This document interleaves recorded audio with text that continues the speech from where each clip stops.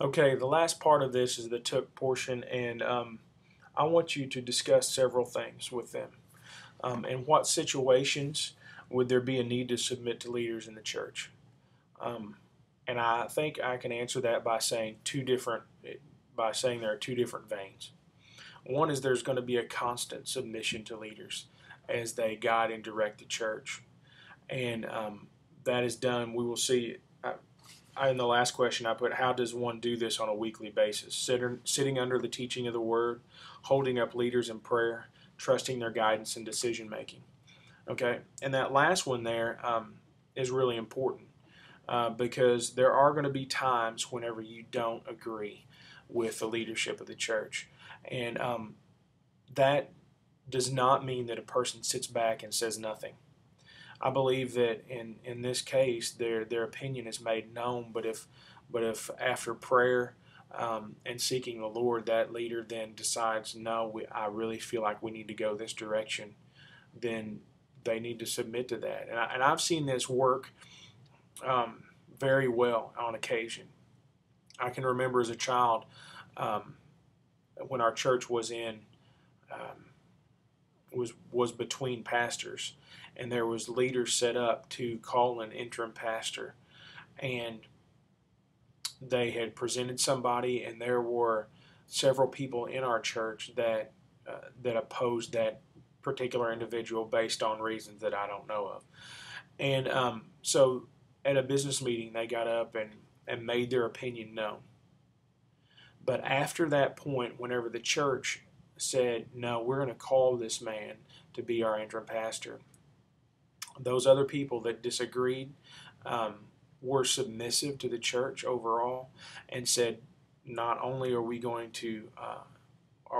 to submit in this decision because it's obviously a decision of the body, but we're going to support and we're going to hold up this man in prayer, and we're going to do everything we can to make this church successful because it's God's church, not ours.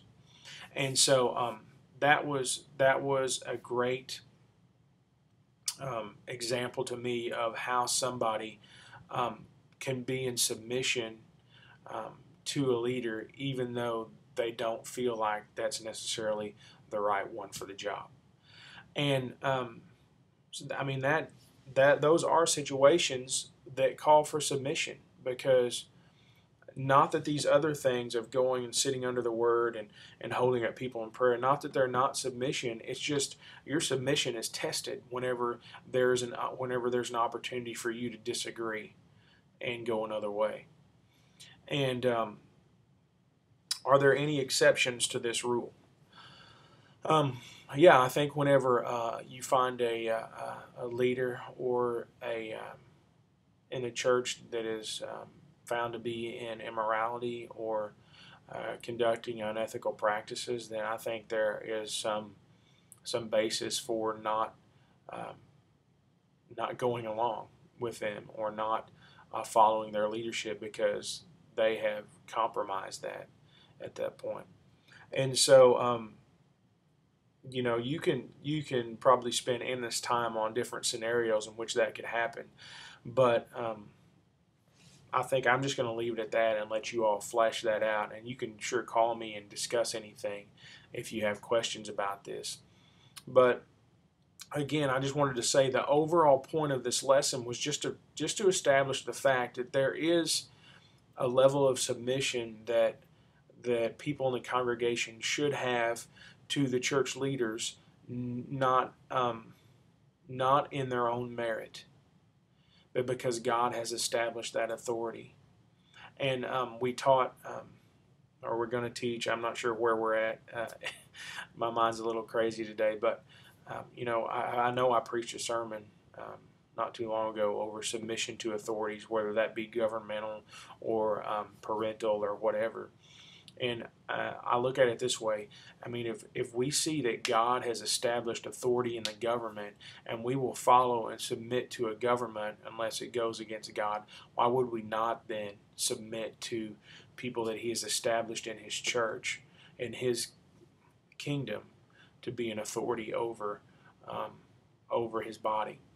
And so we can be submissive to church leaders, knowing that they're imperfect, knowing that they're going to have to give an account to God, and leave it up to His sovereignty.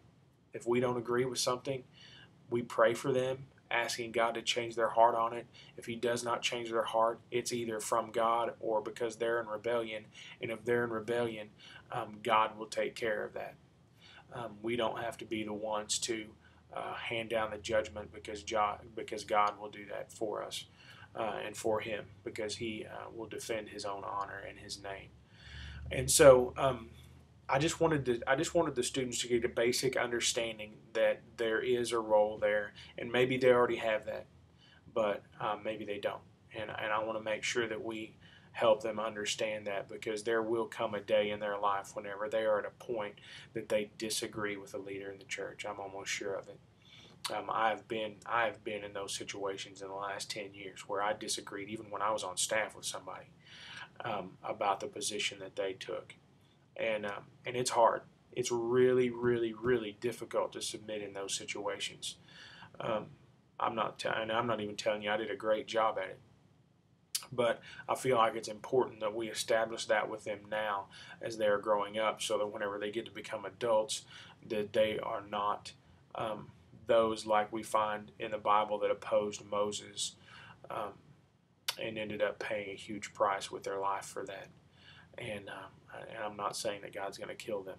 I'm just saying that we don't want to put them under condemnation or under judgment of God for not submitting to church authorities because they've never been taught. We want to make sure they're informed and that they don't fall into judgment based on ignorance. So anyway, that is the lesson 18 this week. And again, I just want to say thank you for everything that you all do.